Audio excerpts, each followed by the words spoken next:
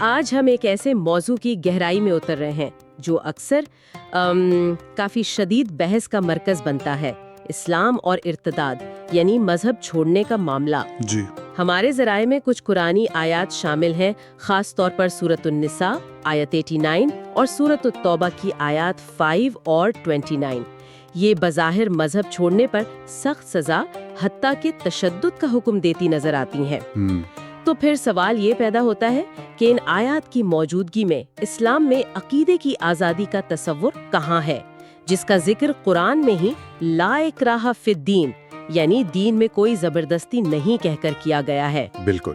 آج ہماری کوشش اسی پیچیدہ سوال کی تہوں کو کھولنا ہے، ان آیات کا تاریخی پس منظر، کلاسیکی اور جدید علماء کی تشریحات اور اس پوری بحث کو آج کی دنیا کے تناظر میں سمجھنا ہے۔ جی یہ واقعی ایک بہت اہم اور آپ کہہ سکتے ہیں کہ حساس موضوع ہے، جس کی جڑیں دینیات، تاریخ، قانون اور انسانی حقوق کے تصورات میں بھی گہری ہیں۔ صحیح۔ اس گفتگو کو شروع کرنے کے لیے سب سے بنیادی نقطہ یہ سمجھنا ہے کہ جن آیات کا آپ نے ذکر کیا ان کا تعلق مختلف اور بہت مخصوص حالات سے ہے۔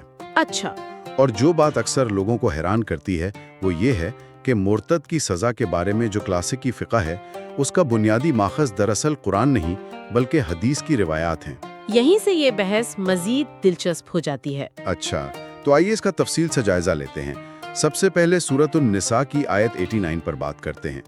اس کا ایک حصہ کہتا ہے کہ اگر وہ منہ پھیریں تو انہیں پکڑو اور جہاں پاؤ قتل کرو۔ یہ الفاظ سننے میں تو بہت شدید لگتے ہیں۔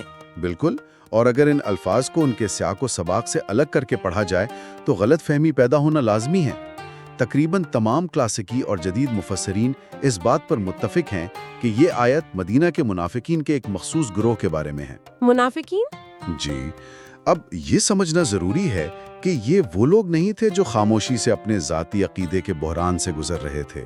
نہیں، یہ ایک منظم سیاسی گروہ تھا جو مسلمانوں کے ساتھ وفاداری کا دکھاوا کرتا تھا، لیکن خفیہ طور پر اسلامی ریاست کو اندر سے کمزور کرنے کی سازشوں میں مصروف تھا۔ ایک طرح کی پانچویں شاخ یا ففتھ کالم۔ اچھا، تو یہ ذاتی عقیدے کا معاملہ تھا ہی نہیں بلکہ یہ تو سیدھا سیدھا ریاست سے غداری کا معاملہ تھا۔ ایک طرح سے یہ جنگی قانون تھا، نہ کہ کوئی مذہبی سزا۔ بالکل درست۔ پکڑو اور قتل کرو کا حکم ان کے عقیدے کی تبدیلی کی سزا نہیں بلکہ حالت جنگ کے دوران غداری اور مسلح بغاوت کے خلاف ایک فوجی حکم تھا۔ اور اس کی سب سے بڑی دلیل اسی سے اگلی آیت یعنی 490 میں ملتی ہے، جس میں فوراً ان لوگوں کو استثناء دیا گیا ہے جو مسلمانوں سے لڑنا نہیں چاہتے یا امن کا معاہدہ کر لیتے ہیں۔ اچھا۔ اس سے یہ بات بالکل واضح ہو جاتی ہے کہ مسئلہ عقیدے کا تھا ہی نہیں بلکہ مسلح تصادم اور ریاست کے خلاف کھلی دشمنی کا تھا۔ اگر یہ صرف عقیدہ بدلنے کی سزا ہوتی تو امن چاہنے والوں کو چھوٹ کیوں دی جاتی، ہے نا؟ یہ سیاق و سباق واقعی پوری تصویر بدل دیتا ہے۔ اچھا، کیا یہی منطق سورۃ التوبہ کی آیت 5 پر بھی لاگو ہوتی ہے، جسے اکثر آیت سیف یا تلوار کی آیت بھی کہا جاتا ہے؟ وہ تو اس سے بھی زیادہ سخت معلوم ہوتی ہے، پھر جہاں بھی مشرکوں کو پاؤ انہیں قتل کرو۔ ہاں، یہاں بھی سیاق و سباق ہی کیلی حیثیت رکھتا ہے۔ یہ آیت بھی اصل میں ارتداد کے بارے میں نہیں ہے۔ اچھا؟ جی، اس کا براہ راست تعلق عرب کے ان مشرکین سے ہے جنہوں نے مسلمانوں کے ساتھ کیے گئے امن کے معاہدوں کو بار بار توڑا تھا اور کھلی جنگ شروع کر دی تھی۔ یہ آیت اس وقت نازل ہوئی جب ان قبائل کو 4 مہینے کی آخری مہلت دی گئی کہ وہ یا تو دشمنی ختم کر دیں یا پھر جنگ کے لیے تیار ہو جائیں۔ تو یہ ایک مخصوص تاریخی اور جنگی حکم ہے۔ یہ کوئی عمومی اصول نہیں ہے کہ تمام غیر مسلموں پر لاگو ہو۔ بالکل نہیں، یہ ایک عمومی اصول نہیں ہے۔ لیکن جہاں پاؤ قتل کرو کے الفاظ یہ تو بہت مطلق لگتے ہیں۔ اس سے یہ تاثر ملتا ہے کہ کوئی رعایت نہیں۔ یہ ایک بہت اہم نقطہ ہے، لیکن اگر ہم صرف ایک آیت پر رکنے کے بجائے اگلی ہی آیت یعنی 9.6 کو بھی پڑھیں تو قرآن کا اصل مقصد واضح ہو جاتا ہے۔ اور اس میں کیا کہا گیا ہے؟ اس آیت میں حکم دیا گیا ہے کہ اگر ان دشمن مشرکین میں سے کوئی پناہ مانگے تو اسے نہ صرف پناہ دو تاکہ وہ اللہ کا کلام سن سکے بلکہ اس کے بعد اسے اس کی محفوظ پناہ گاہ تک پہنچا دو۔ अच्छा, अब आप खुद सोचें, अगर मकसद जबरी तौर पर मजहब तब्दील करवाना या महज कुफ्र की सजा देना होता तो पनाह मांगने वाले दुश्मन को महफूज वापस भेजने का हुक्म क्यों दिया जाता? इससे जाहिर होता है कि मकसद जंगी जारियत को रोकना था, ना कि अकायद मुसल्लत करना। तो यहाँ भी सियाक व सबाक जंग और मुआहदों की खिलाफ वर्जी का है। अहले किताब से मुताल्लिक आयत 9:29 का क्या मामला है, जिसमें उनसे लड़ने का जिक्र है जब तक कि वो जिजिया ना दें? क्या वहाँ भी यही पस मंजर है? जी, वो आयत भी इर्तिदाद से बिल्कुल मुताल्लिक नहीं।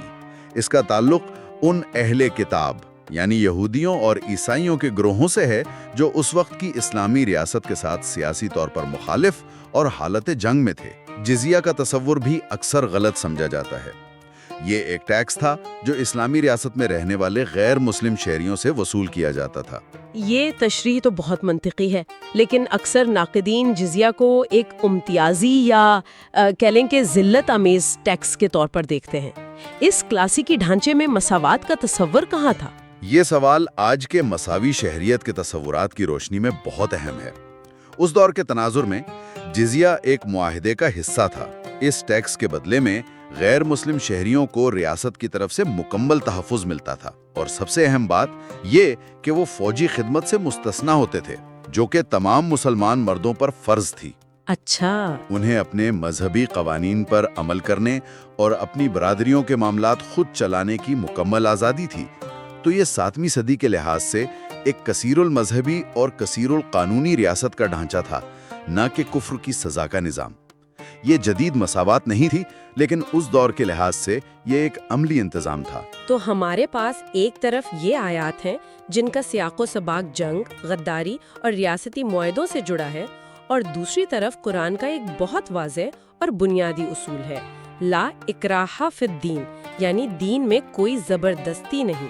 जी, यहीं से असल कश्मकश शुरू होती है, खास तौर पर जब हम क्लासिकी उलमा की तशरीहात को देखते हैं कि वो सजाए मौत के नतीजे पर कैसे पहुंचे। बिल्कुल, यही वो मरकजी नुक्ता है जिसके गिर्द इर्तिदाद पर पूरी बहस घूमती है। इन दोनों यानी बज़ाहिर सख्त अहकामात और अकीदे की आज़ादी के उसूल, इनके दरमियान तवाज़ुन कैसे कायम किया जाए, यही कदीम और जदीद मकातिब फ़िक्र के दरमियान बुनियादी फ़र्क है। तो आइए क्लासिकी उलमा की बात करते हैं। 8वीं से 12वीं सदी के तमाम बड़े सुन्नी और शिया फुकहा की अक्सरियत ने इर्तिदाद को सजाए मौत का जुर्म करार दिया। वो इस नतीजे पर कैसे पहुंचे? देखें, इनकी दलील कुरान की इन आयात पर कम और एक मशहूर हदीस पर ज्यादा मबनी थी, जिसमें कहा गया है, जिसने अपना दीन बदला उसे कत्ल कर दो। अब यहाँ एक सवाल पैदा होता है जो शायद आपके जहन में भी आ रहा होगा। जी बिल्कुल, यही सवाल है कि कुरान की इतनी वाज़े आयत ला इकराहा फिद्दीन के होते हुए एक हदीस को इतनी फौकियत क्यों दी गई? क्या इस पर कोई इख्तलाफ नहीं था? बहुत उम्दा सवाल है। क्लासिकी फुकहा के कानूनी ढांचे में वो हदीस को कुरान के उमूमी उसूलों की तशरीह और तखसीस करने वाला जरिया समझते थे। उन्होंने इस तज़ाद को इस तरह हल किया कि उनके नज़दीक इर्तिदाद सिर्फ एक ज़ाती अकीदे की तब्दीली नहीं था। अच्छा, क़ब्ल जदीद दौर में मजहब और रियासत एक दूसरे से अलग नहीं थे। उम्मत एक वाहिद मजहबी सियासी इकाई थी। इस तनाजुर में इस्लाम को खुलेआम तर्क करना ये रियासत के खिलाफ खुली बगावत, रिद्दा समझा जाता था, जिससे पूरी समाजी और सियासी इकाई का शिराजा बिखरने का खतरा था। तो सजा अकीदे पर नहीं थी, बल्कि बगावत और गद्दारी पर थी। और इसको समझने के लिए हमें इस दौर के समाजी ढांचे को भी देखना होगा। कदीम कबायली माशरों में बका के लिए ग्रोही इत्तेहाद और हम आहंगी सबसे अहम थी। सही, मुश्तरका मजहब और शनाख्त उस माशरे को जोड़ने वाली गूंद की तरह थी। ऐसे में अगर कोई फर्द इस इज्तिमाई शनाख्त को एलानिया तौर पर तर्क करता तो उसे एक गद्दार के तौर पर देखा जाता था, जो समाजी माहदे को तोड़कर पूरे ग्रोह के वजूद को खतरे में डाल रहा है। यानी मजहब सिर्फ जाती अकीदा नहीं था, बल्कि समाजी और सियासी शनाख्त का मरकज था। इसे छोड़ना पूरे ग्रोह की बुनियादों को हिलाने के मुतरादिफ था। यहीं से बात असल में दिलचस्प होती है। अगर क्लासिकी नजरिया अपने तारीखी और समाजी पसे मंजर में जकड़ा हुआ था, तो जदीद और इस्लाह पसंद उलमा इससे कैसे मुख्तलिफ सोचते हैं? जदीद उलमा की एक बड़ी और बढ़ती हुई तादाद इस क्लासिकी सज़ा को मुस्तरद करती है। वो ये नहीं कहते कि क्लासिकी फुक़हा गलत थे, बल्कि ये मानते हैं कि वो अपने ज़माने के हालात के लिहाज से दुरुस्त थे जब अर्तदाद वाकई गद्दारी के मुतरादिफ था, लेकिन आज वो हुक्म उस तरह लागू नहीं होता। तो इनकी दलील का महवर वापस कुरान की तरफ जाता है। बिल्कुल, वो कुरान की बुनियाद पर अपनी दलील पेश करते हैं। और वो क्या है? उनका पहला नुक्ता यह है कि आयत 2:256 कोई ज़बरदस्ती नहीं, एक आलमगीर, गैर मशरूत और सबसे बालातर रसूल है जिसे किसी हदीस से महदूद नहीं किया जा सकता। ठीक है।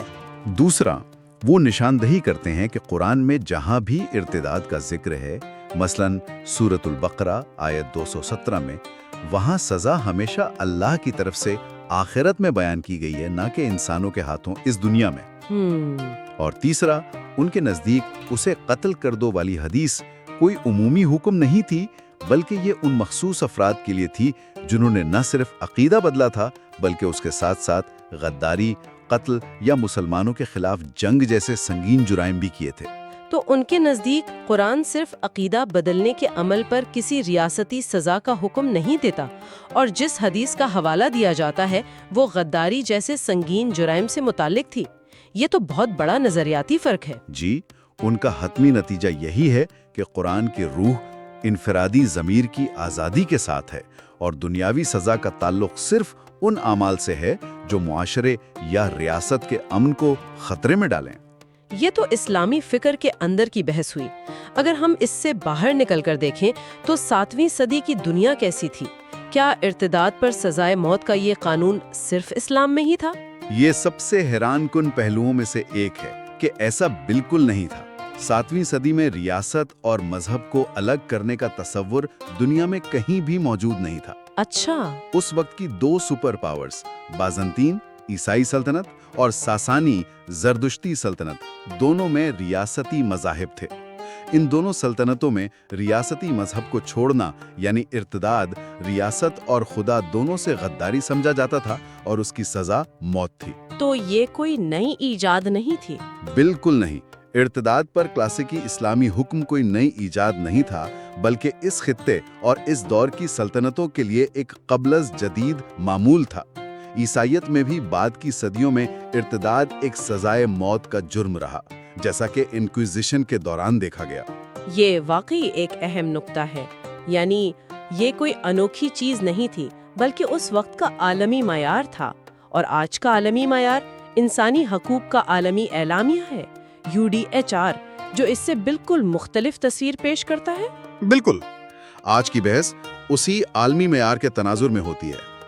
UDHR का आर्टिकल 18 बहुत वाज़े तौर पर कहता है कि हर शख्स को फिक्र, ज़मीर और मजहब की आज़ादी का हक हासिल है, और इसमें अपना मजहब या अकीदा तब्दील करने की आज़ादी भी शामिल है। इस जदीद नुक्ते नज़र से इर्तिबात पर मबनी कोई भी कानून, चाहे उसकी कोई भी तशरीह हो, बुनियादी इंसानी हुकूक की खिलाफ वर्जी तस्वुर किया जाता है। तो इस सारी गुफ्तगू का खुलासा क्या है? हमने देखा कि ये बहस एक मरकजी कशमकश के गिर्द घूमती है। क्या ये कवानीन लाजवाल इलाही अहकामात है, या फिर ये गद्दारी, बगावत और जंग से मुंसलिक वक्ती और तारीखी हिदायत थी, जिन्हें कुरान के दीन में कोई ज़बरदस्ती नहीं कि वसीतर उसूल की रोशनी में समझना चाहिए? बिल्कुल, ये मामला 2 मुख्तलिफ दुनियाओं या पैराडाइम्स के दरमियान तसादुम की अक्कासी करता है।